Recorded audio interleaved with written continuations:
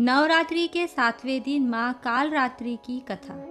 कालरात्रि माँ की पूजा नवरात्रि के 7वें दिन की जाती है। इन्हें माँ दुर्गा की 7वीं शक्ति भी कहा जाता है।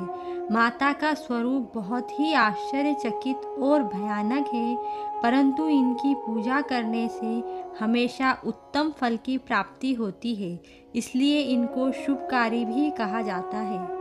इनकी पूजा करने से साधक भय से मुक्त हो जाता है।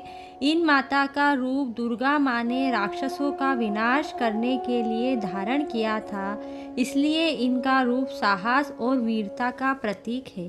माँ का रूप अंधकार की तरह काला है और इन्होंने गले में माला धारण की है।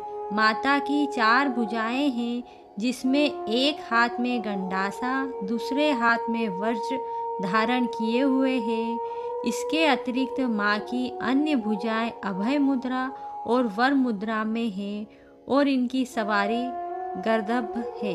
पौराणिक कथा के अनुसार रक्तबीज जब सभी देवताओं को पराजित कर उनके राज्य को छीन लिया, तब सभी देवता दानवों की शिकायत लेकर महादेव जी के पास गए। भगवान शिव शंकर ने अपने पास आए हुए सभी देवतागण से उनके आने का कारण पूछा। तब देवता ने रक्तबीज के किए गए अत्याचारों को त्रिलोकीनाथ से कह सुनाया।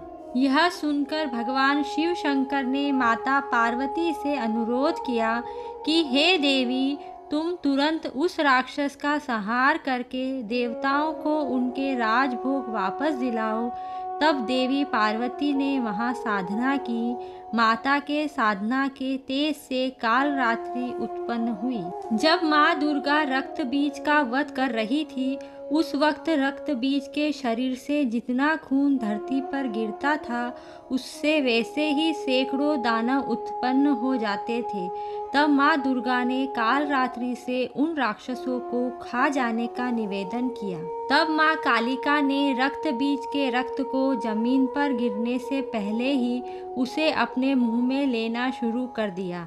इस तरह से माँ कालिका रणभूमि में असुरों का गला काटते हुए गले में मुंड की माला पहनने लगी। इस तरह से रक्त बीज युद्ध में मारा गया। माँ दुर्गे का यह स्वरूप कालरात्रि कहलाता है। कालरात्रि माता की जय।